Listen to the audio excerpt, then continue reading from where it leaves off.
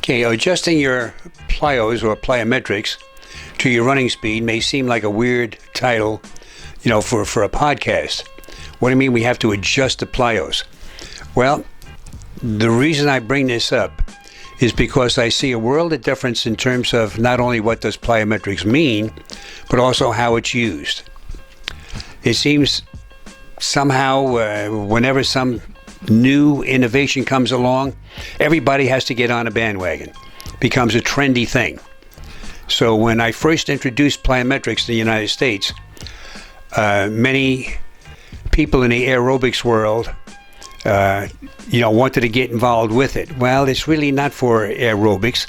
Plyometrics, as originated by Veroshansky, Russian scientist and trainer, it was more accurately called the shock method.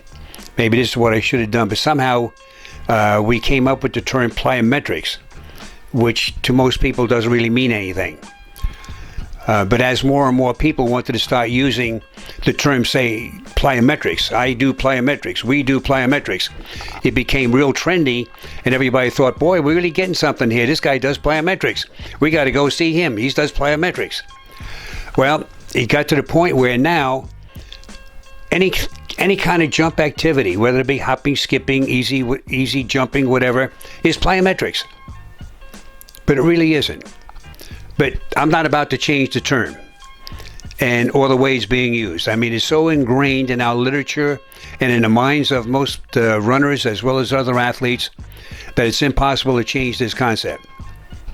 So because of this, if we go from the shock method, which is a very intense type of plyometric training, all the way down to an easy little hop or a skip, we see it as a big continuum here. And this is why I came up with you have to adjust your plyometrics to your running. See, now runners are starting to use more and more plyos. The studies have found that the plyometrics helps increase running economy, which is very understandable because you can get greater resiliency of the muscles. You don't have to generate as much force on each landing. You're using the force generated on the landing and the push-off, so you do become more economical. So the plyometrics do play a role, but notice that the plyometrics in this case are just easy jumps. Technically, we should think of them more as jumping exercises rather than plyometrics. But like I said, the term is with us, so call it plyometrics if you want. But you're really doing jump exercises.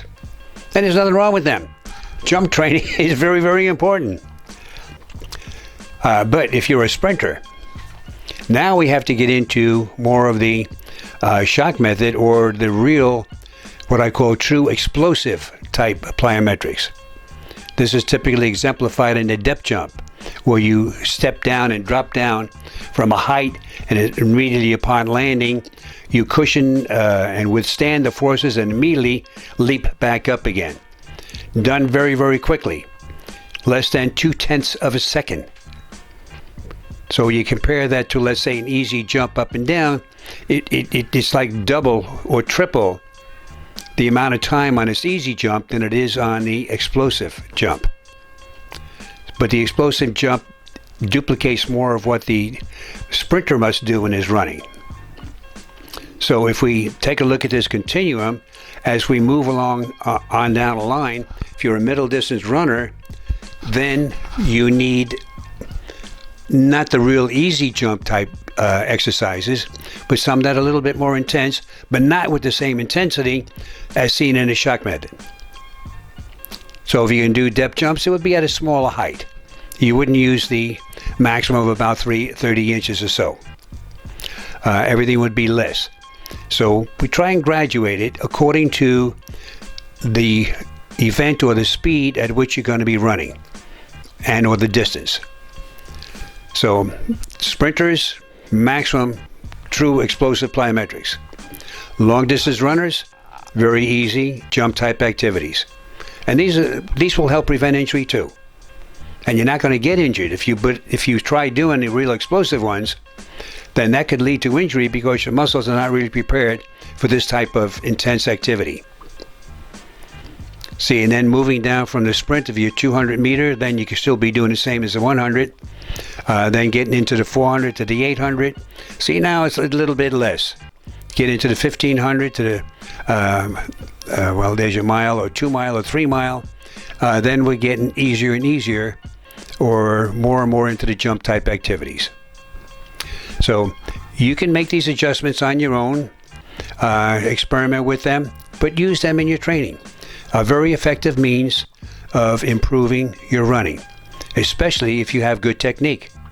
If you don't have good technique, the jump exercises or the plyometrics are not going to do you much good. So again, we see the need for effective running technique. This has to come first.